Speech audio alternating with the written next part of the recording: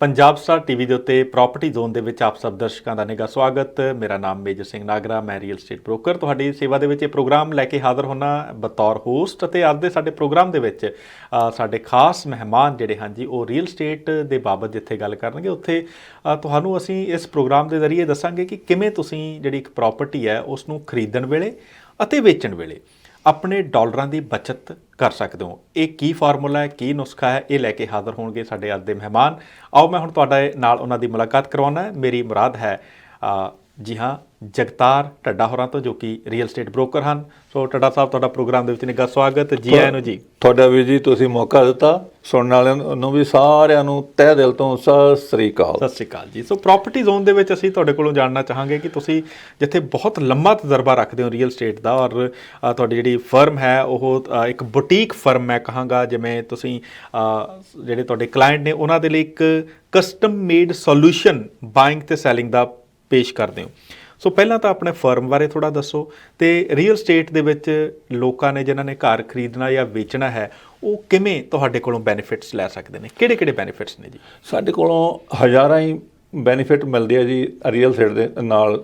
ਨਾਗਰਾ ਸਾਹਿਬ, ਸਾਡੀ company Houseland Enterprises Inc real estate brokerage ਇਹ 70 ਦੇ ਵਿੱਚ ਹੋਂਦ ਵਿੱਚ ਆਈ। ਅੱਛਾ ਜੀ। ਅਸੀਂ ਉਹਨਾਂ ਨੂੰ ਪਾਰਟੀਕੂਲਰਲੀ ਨਾਗਰਾ ਸਾਹਿਬ, ਮੇਰੀ my dear wife Sukhdev Kaur Dhadde ji ਦੇ ਬ੍ਰੋਕਰ ਆਫ ਰੈਕਰਡ, ਉਹਨਾਂ ਨੇ ਇਹ ਸ਼ੁਰੂ ਕੀਤੀ ਇਸ ਕਰਕੇ ਕੀਤੀ ਸੀ ਕਿ ਅਸੀਂ ਖੁੱਲ੍ਹ ਕੇ ਆਪਣੇ ਭੈਣ ਭਰਾਵਾਂ ਨੂੰ ਸਾਰਿਆਂ ਨੂੰ ਜਿਹੜੀ ਸੇਵਾ ਦੇ ਸਕੀਏ। ਬਿਲਕੁਲ, ਕਿਸੇ ਦਾ ਵੀ ਕੋਈ ਨੁਕਸਾਨ ਨਾ ਹੋਵੇ, ਹਰੇਕ ਬੰਦੇ ਦਾ ਫਾਇਦਾ ਹੀ ਹੋਵੇ, ਫਾਇਦਾ ਹੀ ਹੋਵੇ, ਫਾਇਦਾ ਹੀ ਹੋਵੇ। ਬਿਲਕੁਲ, ਤੁਸੀਂ ਇੰਨਾ ਚੰਗਾ ਅੱਜ ਕੁਐਸਚਨ ਮੈਨੂੰ ਪੁੱਛਿਆ।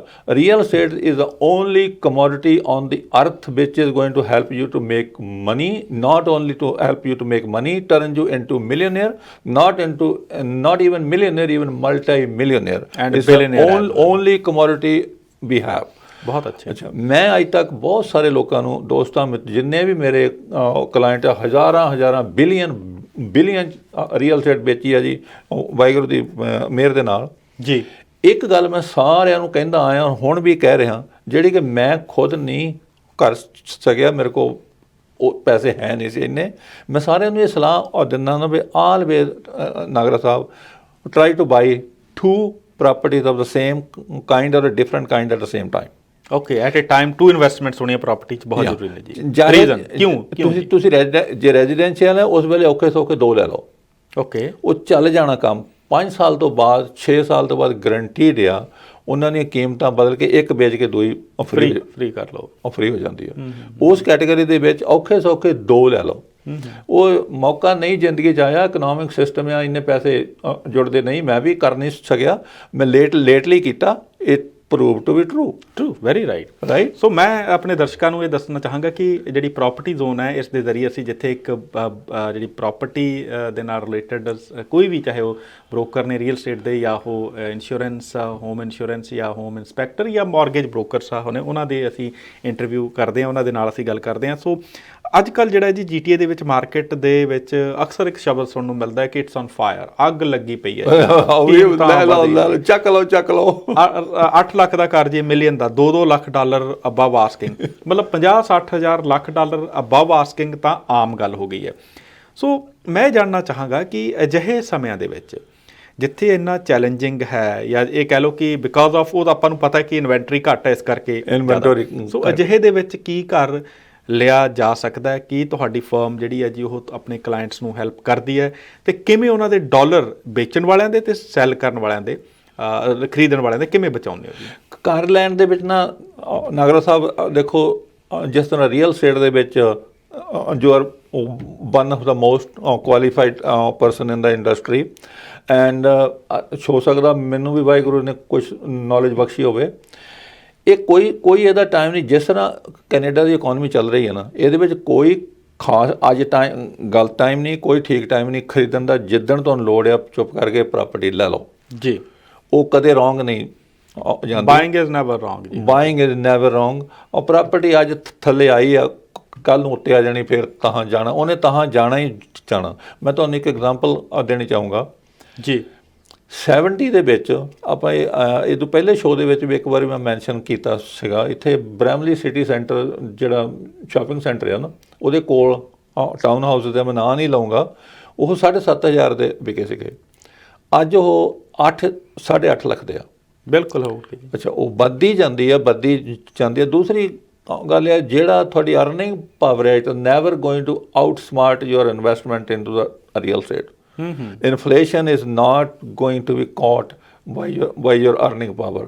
ਬਹੁਤ ਵਧੀਆ ਅਸੀਂ ਗੱਲ ਕਹੀ ਹੈ ਜੀ। ਅਸੀਂ ਆਪਣੇ ਦਰਸ਼ਕਾਂ ਨੂੰ ਦੱਸਣਾ ਚਾਹਾਂਗੇ ਕਿ ਪ੍ਰੋਪਰਟੀ ਖਰੀਦਣ ਜਾਂ ਵੇਚਣ ਦੇ ਲਈ ਜਿੱਥੇ ਤੁਸੀਂ ਸਮੇਂ ਦਾ ਇੰਤਜ਼ਾਰ ਨਾ ਕਰੋ, ਕਹਿੰਦੇ ਨੇ ਕਿ ਜਦੋਂ ਤੁਹਾਨੂੰ ਜ਼ਰੂਰਤ ਹੈ, ਲੱਗਦੀ ਹੈ ਕੋਈ ਵੀ ਚੀਜ਼ ਹੈ ਜੀ, ਉਹ ਅਕਸਰ ਇੱਕ ਪੰਜਾਬੀ ਦਾ ਸ਼ਬਦ ਹੈ ਕਿ ਇਹ ਢਿੱਡ ਨੂੰ ਗੰਢ ਬੰਨ੍ਹ ਕੇ ਜਾਂ ਗੱਠ ਬੰਨ੍ਹ ਕੇ ਹੀ ਖਰੀਦੀ ਜਾਂਦੀ ਹੈ। ਭਾਵ ਆਪਣੇ ਆਪ ਨੂੰ ਕੰਟਰੋਲ, ਸੰਜਮ ਦੇ ਵਿੱਚ ਰੱਖ ਕੇ ਚੀਜ਼ ਲਈ ਜਾਂਦੇ, ਔਰ ਜਦੋਂ ਮੌਕਾ ਆਉਂਦਾ ਹੈ ਉਹਨੂੰ ਅੱਜ ਲੈ ਲਓ।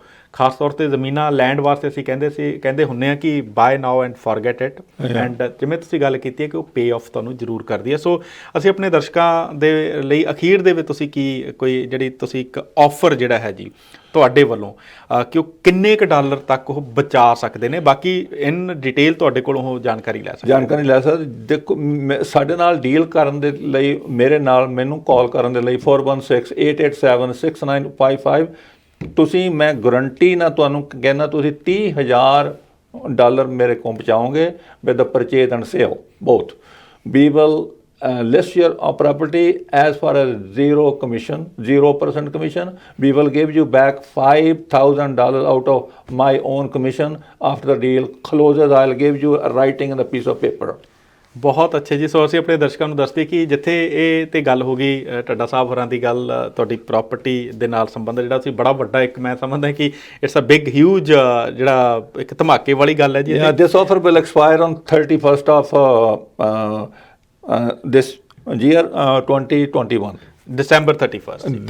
ਸੋ ਹੁਣ ਆਪਾਂ ਛੋਟੀ ਜੀ ਗੱਲ ਕਰ ਲਈਏ ਕਿ ਸਰਦੀਆਂ ਦੇ ਵਿੱਚ ਘਰ ਵੇਚਣ ਦੇ ਲਈ ਜਿਹੜਾ ਹੈ ਜੀ ਕਿਹਾ ਜਾਂਦਾ ਹੈ ਕਿ ਟਿਪਸ ਜੇਕਰ ਦੇਣੇ ਹੋਣ, ਕਿਉਂਕਿ ਘਰ ਵਿਕ ਤਾਂ ਹੁਣ ਵੀ ਰਹੇ ਨੇ, ਪਰ ਉਹ ਅੱਛੀ ਕੀਮਤ ਮਿਲ ਜਾਵੇ, ਉਹਦੇ ਲਈ ਜਿਹੜੇ ਟਿਪਸ ਨੇ, ਕੁਛ ਇੱਕ ਮੈਂ ਵੀ ਤੁਹਾਡੇ ਨਾਲ ਸਾਂਝ ਪਾਵਾਂਗਾ ਜੀ। ਤੁਸੀਂ ਤਾਂ ਮੇਰੇ ਨਾਲ ਇਹਦੇ ਤਾਂ ਤੁਸੀਂ ਬਹੁਤ ਅੱਗੇ ਆ। ਮੈਂ ਵੀ ਤੁਹਾਨੂੰ ਕਈ ਵਾਰੀ ਪੁੱਛਦਾ ਹੁੰਦਾ, ਉਹਦੇ ਲਈ ਸਾਨੂੰ ਕਾਲ ਕਰੋ, ਮੈਨੂੰ ਕਾਲ ਕਰ ਲਓ 4168876955 ਔਰ ਨਾਗਰਾ ਸਾਹਿਬ ਨੂੰ ਕਾਲ ਕਰੋ 416997 ਅੱਬਲ ਤਾਂ ਅੱਜ ਕੱਲ੍ਹ ਦੇ ਘਰਾਂ ਦੇ ਵਿੱਚ ਜਿਹੜੀ ਵੀ ਥੋੜ੍ਹੀ ਬਹੁਤ ਵੀ ਚੇਂਜਸ ਕਰਨ ਦੀ ਲੋੜ ਹੁੰਦੀ ਆ, not materially very long investment, we will give them the tips, make sure their house will sell over asking price, not 100,000. Nowadays houses are being sold 300 up to 300,000 over asking price, and we will get it done. Definitely, we will definitely get that done. So ਆਪਣੇ ਦਰਸ਼ਕਾਂ ਨੂੰ ਦੱਸ ਦਈਏ ਕਿ ਘਰ ਵੇਚਣ ਦੇ ਲਈ ਸਭ ਤੋਂ ਪਹਿਲਾਂ ਅਕਸਰ ਇਹ ਗੱਲ ਕੀਤੀ ਜਾਂਦੀ ਹੈ, ਸਰਦੀਆਂ ਆ ਗਈਆਂ ਜੀ, ਸਨੋ ਪਈ ਹੋਈ ਹੈ, ਇਸ ਕਰਕੇ ਕਹਿੰਦੇ ਜੀ ਘਰ ਵੇਚਣ ਦੇ ਵਿੱਚ ਘਰ ਨੂੰ ਅਸੀਂ ਕਿਵੇਂ ਸਜਾਈਏ, ਸਪੈਸ਼ਲੀ ਜਦੋਂ ਅਸੀਂ ਕਹਿੰਦੇ ਕਿ ਘਰ ਦੀ ਕਰਬ ਅਪੀਲ ਜਿਹੜੀ ਜੀ, ਜ਼ਰੂਰੀ ਨਹੀਂ ਕਿ ਗਰਮੀਆਂ ਦੇ ਵਿੱਚ ਹੀ ਤੁਸੀਂ ਫੁੱਲ ਬੂਟੇ ਲਗਾ ਕੇ ਕਰਬ ਅਪੀਲ ਵਧੀਆ ਬਣਾ ਸਕਦੇ ਹੋ। ਸਰਦੀਆਂ ਦੇ ਵਿੱਚ ਵੀ ਘਰ ਦੀ ਪ੍ਰੋਪਰ ਜਦੋਂ ਘਰ ਲਿਸਟ ਹੁੰਦਾ ਹੈ ਤਾਂ ਘਰ ਦੀ ਸਭ ਤੋਂ ਵੱਡੀ ਗੱਲ ਤਾਂ ਘਰ ਦੀ ਹੈ ਕਿ ਤੁਹਾਡਾ ਘਰ ਦਾ ਡਰਾਈਵੇ ਅਤੇ ਘਰ ਦੀ ਜਿਹੜੀ ਸਾਈਡ ਵਾਕ ਅਤੇ ਘਰ ਦੇ ਚਾਰੇ ਪਾਸੇ ਜਿਹੜਾ ਹੈ ਜੀ ਉਹ ਜੇਕਰ ਉੱਥੇ ਸੀਮੈਂਟਡ ਜਿਹੜਾ ਅੱਜ ਕੱਲ੍ਹ ਅਕਸਰ ਕੀਤਾ ਜਾਂਦਾ ਤਾਂ ਜਾਂ ਤੁਹਾਡਾ ਪਿੱਛੇ ਕੋਈ ਪੈਟੀਓ ਵਗੈਰਾ ਹੈ ਉਹ ਪ੍ਰੋਪਰਲੀ ਕਲੀਨ ਹੋਵੇ, ਡੇਲੀ ਬੇਸਿਸ ਦੇ ਉੱਤੇ ਪ੍ਰੋਪਰਲੀ ਸਾਲਟਡ ਹੋਵੇ, ਅਗਰ ਸਨੋਫਾਲ ਰੈਗੂਲਰਲੀ ਪੈ ਰਹੀ ਹੈ। ਇੱਕ ਤਾਂ ਮੈਂ ਸਮਝਦਾ ਜਦੋਂ ਗੱਡੀ ਤੁਹਾਡੇ ਡਰਾਈਵੇ 'ਚ ਆ ਕੇ ਰੁਕੇ ਕਿਸੇ ਸ਼ੋਇੰਗ ਦੇ ਵਾਸਤੇ ਜਾਂ ਕੋਈ ਏਜੰਟ ਲੈ ਕੇ ਆਉਂਦਾ, ਰੀਅਲਟਰ ਲੈ ਕੇ ਆਉਂਦਾ, ਰੀਅਲ ਸਟੇਟ ਰਿਪਰੈਜ਼ੈਂਟੇਟਿਵ ਲੈ ਕੇ ਆਉਂਦਾ, ਤਾਂ ਉਹ ਗੱਡੀ ਰੁਕਦੇ ਸਾਰੇ ਉਹਨੂੰ ਲੱਗੇ ਕਿ ਹਾਂ ਇਹ ਘਰ ਦੇ ਵਿੱਚੋਂ ਉਤਰਦੇ ਸਾਰ ਲੋਕਾਂ ਨੂੰ ਇੱਕ ਆਵੇ। ਇਹ ਤਾਂ ਹੋ ਗਿਆ ਸਰਦੀਆਂ ਦੇ ਵਿੱਚ ਕਰਬ ਅਪੀਲ, ਸਿਰਫ ਸਾਲਟ ਪਾਉਣਾ ਅਤੇ ਤੁਸੀਂ ਰੋਜ਼ ਦੀ ਰੋਜ਼ ਉਹਨੂੰ ਸਨੋ ਨੂੰ ਹਟਾਉਣਾ ਹੈ। ਆਪਾਂ ਇੱਕ ਸੈਕਿੰਡ ਤੁਹਾਡਾ ਲਾਉਂਗਾ, ਆਪਾਂ ਸਟੇਜਿੰਗ ਕਰਕੇ ਫੁੱਲ ਬੂਟੇ ਅੰਦਰ ਰੱਖ ਕੇ ਜਿਸ ਵੇਲੇ ਵਰਚੁਅਲ ਟੂਲ ਤੇ ਪਾਉਣਾ, you will not be able to recognise it's your own house, it's going to look like more than a 5-star hotel. Exactly, staging. So second thing is staging. So staging ਅਕਸਰ ਇਹ ਕਿਹਾ ਜਾਂਦਾ ਹੈ ਕਿ staging ਦੇ ਉੱਤੇ ਕਿਉਂ ਪੈਸੇ ਖਰਚ ਕਰਨੇ ਜੀ, ਅੱਜ ਕੱਲ੍ਹ ਤਾਂ ਕਿ ਉੱਦਾਂ ਹੀ ਘਰ ਵਿਕ ਰਹੇ ਨੇ ਬਹੁਤ।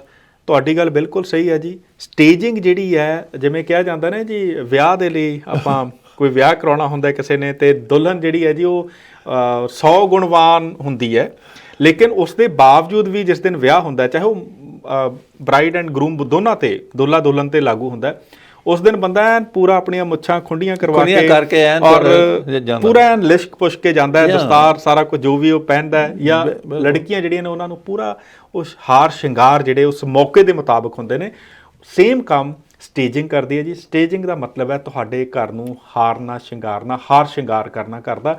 ਔਰ ਇਹ ਕਾਸਮੈਟਿਕ ਜਿਹੜੀ ਜਿਵੇਂ ਅਪਗ੍ਰੇਡਸ ਦੀ ਗੱਲ ਕੀਤੀ ਹੈ, ਕੁਝ ਟੱਚ ਬੇਸਿਸ ਦੀ ਗੱਲ ਕੀਤੀ ਹੈ, ਕਿਤੇ ਦੀਵਾਰਾਂ ਦੇ ਉੱਤੇ ਤੁਹਾਡੇ ਕੋਈ ਡਾਟਸ ਨੇ, ਕੋਈ ਮਾਰਕਸ ਨੇ, ਉਹਨਾਂ ਨੂੰ ਸਿੰਪਲ ਸਾਫ਼ ਕਰਨ ਦੀ ਗੱਲ ਕੀਤੀ ਹੈ। ਇਹ ਨਹੀਂ ਕਿ ਬਹੁਤ ਜ਼ਿਆਦਾ ਖਰਚਾ ਆਉਂਦਾ। ਸੋ ਸਟੇਜਿੰਗ ਤੋਂ ਘਬਰਾਉਣ ਦੀ ਲੋੜ ਨਹੀਂ ਹੈ। ਰੀਅਲ ਸਟੇਟ ਦੀਆਂ ਸੇਵਾਵਾਂ ਜਦੋਂ ਤੁਸੀਂ ਲੈਂਦੇ ਹੋ ਜਗਤਾਰ ਢੱਡਾ ਜੀ ਕੋਲੋਂ, ਤਾਂ ਤੁਹਾਡੀ ਜਿਹੜੀ ਸਟੇਜਿੰਗ ਆ ਉਹਦੇ ਵਿੱਚ ਇਨਕਲੂਡ ਹੁੰਦੀ ਆ। ਉਹ ਮਜ਼ੇ ਦੀ ਗੱਲ ਹੈ ਕਿ ਸਟੇਜਿੰਗ ਵੀ ਇਨਕਲੂਡਡ ਹੈ। ਤੁਹਾਨੂੰ ਪੱਲਿਓਂ ਅਪ ਫਰੰਟ ਕੋਈ ਪੈਸਾ ਲਾਉਣ ਦੀ ਲੋੜ ਨਹੀਂ ਹੈ। ਤੁਹਾਡੇ ਸੀਨਰੀਆਂ ਲੱਗਣੀਆਂ ਨੇ, ਤੁਹਾਡੇ ਘਰ ਦੇ ਵਿੱਚ ਕੁਝ ਵੀ ਰੱਖਣਾ। ਸੋ ਇਹ ਤਾਂ ਹੋ ਗਿਆ ਦੂਜਾ ਟਿਪ। ਸੋ ਡੀਕਲਟਰਿੰਗ ਤੀਜਾ ਟਿਪ ਜੀ। ਘਰ ਦੇ ਵਿੱਚ ਡੀਕਲਟਰਿੰਗ ਦਾ ਕਿੰਨਾ ਕੁ ਮਤਲਬ ਡੀਕਲਟਰ ਕਰਨਾ ਕਿੰਨਾ ਕੁ ਜ਼ਰੂਰੀ ਹੈ ਜੀ ਵੇਚਣ ਤੋਂ ਪਹਿਲਾਂ? ਉਹ ਜ਼ਰੂਰੀ ਹੈ। ਉਹ ਜੇ ਮੈਂ ਆਖੂੰਗਾ ਤੇ ਉਹਨੂੰ ਘੱਟੋ ਘੱਟ ਵੀ 95% ਉਹ ਜ਼ਰੂਰੀ ਆ। ਕਈ ਚੀਜ਼ਾਂ ਨਾਗਰਾ ਸਾਹਿਬ ਅਸੀਂ ਰੋਜ਼ਮਰਰਾ ਦੀ ਜ਼ਿੰਦਗੀ ਦੇਖਦੇ ਹਾਂ, ਉਹ ਥੋੜ੍ਹਾ ਜਿਹਾ ਇੱਧਰ ਉੱਧਰ ਕਰਨ ਦੇ ਨਾਲ ਹੀ ਤੁਸੀਂ ਦੇਖਿਆ ਹੋਗਾ ਕਈ ਬੰਦੇ ਜੇ ਉਹਨਾਂ ਨੇ ਮੇਕਅਪ ਨਹੀਂ ਵੀ ਕੀਤੀ, ਬੰਦੇ ਜਾਣੀ ਮੇਰਾ ਮਤਲਬ ਉਹਨਾਂ ਤੋਂ ਜਿਹੜੇ ਮੇਕਅਪ ਕਰਦੇ ਆ, ਤੁਹਾਡੇ ਸਾਡੇ ਤੋਂ ਨਹੀਂ, ਮੇਕਅਪ ਆਰਟਿਸਟ। ਅੱਛਾ, ਉਹ ਨਾ ਵੀ ਮੇਕਅਪ ਕੀਤੀ ਫਿਰ ਵੀ ਉਹ ਸੋਹਣੇ ਲੱਗਦੇ। ਥੋੜ੍ਹਾ ਜਿਹਾ ਐਟਮੋਸਫੀਅਰ ਹੋਣਾ ਚਾਹੀਦਾ ਉਹਨਾਂ ਦੇ ਸੋਹਣੇ ਲੱਗਣ ਲਈ। ਥੋੜ੍ਹਾ ਚੀਜ਼ਾਂ ਇੱਧਰ ਉੱਧਰ ਕਰਨ ਦੇ ਨਾਲ ਹੀ ਠੀਕ ਹੋ ਜਾਂਦੀ। ਜਿਹੜੀ ਕਲਟਰਿੰਗ ਇਸ bed, we have to do something. It's not difficult to rearrange it. It's very easy. I can have it done very easily. I am expert in this. ਬਹੁਤ ਅੱਛੇ। ਸੋ ਅੱਜ ਦਾ ਪ੍ਰੋਗਰਾਮ ਜਿੱਥੇ ਪ੍ਰਾਪਰਟੀ ਜ਼ੋਨ ਅਸੀਂ ਇਹਨਾਂ ਟਿਪਸ ਦੇ ਨਾਲ ਹੁਣ ਇੱਥੇ ਹੀ ਸਮਾਪਤ ਕਰਨ ਦੀ ਇਜਾਜ਼ਤ ਚਾਹਾਂਗੇ। ਉੱਥੇ ਤੁਸੀਂ ਕਿਸੇ ਵੀ ਰੀਅਲ ਸਟੇਟ ਦੀ ਸੇਵਾ ਦੇ ਵਾਸਤੇ ਜਗਤਾਰ ਢੱਡਾ ਜੀ ਦੇ ਨਾਲ ਸੰਪਰਕ ਕਰ ਸਕਦੇ ਹੋ, ਜਾਂ ਤੁਸੀਂ ਕੋਈ ਨਾਗਰਾ ਸਾਹਿਬ ਦੇ ਨਾਲ ਐਕਸਪਰਟ ਐਡਵਾਈਸ ਕੋਈ ਵੀ ਕਿਸੇ ਵੀ ਕਿਸਮ ਦੀ ਵੇਚਣ ਖਰੀਦਣ ਦੇ ਵਿੱਚ ਲੈਣੀ ਹੈ, ਬੇਸ਼ੱਕ ਸਾਨੂੰ ਦੋਨਾਂ ਨੂੰ ਇਕੱਠਿਆਂ ਨੂੰ ਹਾਕ ਮਾਰ ਲਓ। ਬਿਲਕੁਲ ਆਵਾਂਗੇ 2 for 1। ਸੋ ਤੁਹਾਡਾ ਬਹੁਤ ਬਹੁਤ ਸ਼ੁਕਰੀਆ Jagtar ji. Thank you very much. So ਹੁਣ ਇਜਾਜ਼ਤ ਲੈਂਦੇ ਹਾਂ। ਸਤਿ ਸ੍ਰੀ ਅਕਾਲ। ਸਤਿ ਸ੍ਰੀ ਅਕਾਲ।